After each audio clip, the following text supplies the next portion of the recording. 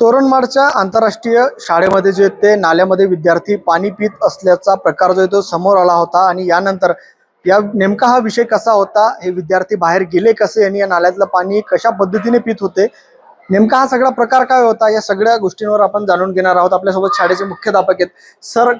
ते विद्यार्थी आपण व्हिडिओ बघितले असणार, ते विद्यार्थी जे ते जवळचे नाल्यामध्ये जाऊन पाणी पित होते, नेमका हा प्रकार कशामुळे घडला? फिल्टरची व्यवस्था नाही आहे का आपल्याकडे? नमस्ते सर। तसा बाहेर जे मी व्हिडिओ पण पाहिले, जो व्हिडिओ त्याच्यामध्ये विद्यार्थी असं नाल्याचं पाणी पित नव्हतं, टाटं धुवत होते त्याच्यातलं। दुसरी गोष्ट असं आहे, शाळेमध्ये सगळीकडे फिल्टर बसवण्यात आलेलं आहे।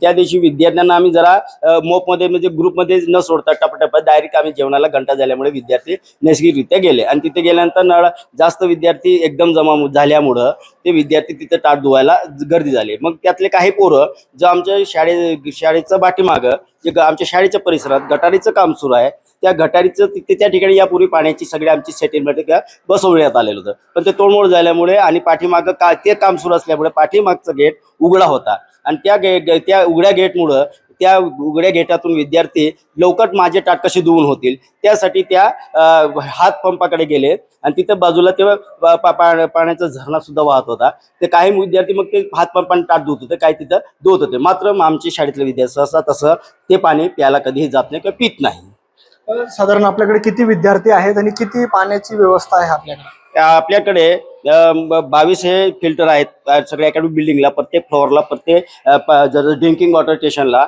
असे फिल्टर बसवण्यात आलेले आहेत। तसेच वसतिगृहामध्ये डॉमेटरीचे तिथं प्रत्येक त्यांच्या डॉमेटरीच्या समोर असे फिल्टर प्रत्येक रूम समोर बसवण्यात आलेलं आहे आणि ते सुस्थितीत आणि चांगल्या प्रकारे कार्य करत आहेत आणि तेच पाणी ते विद्यार्थी कायम पित असतात।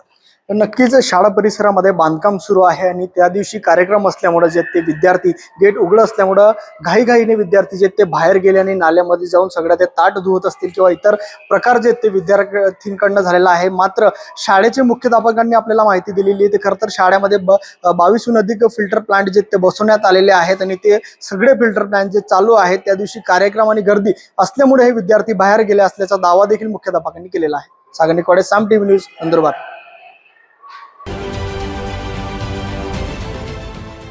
देश विदेशातील प्रत्येक घडामोडींचे लाईव्ह अपडेट मिळवण्यासाठी आता साम टीव्हीच्या सर्व सोशल मीडिया प्लॅटफॉर्मला लाईक, फॉलो आणि सबस्क्राईब करा। तसंच सर्व नोटिफिकेशनसाठी बेल आयकॉन प्रेस करायला विसरू नका।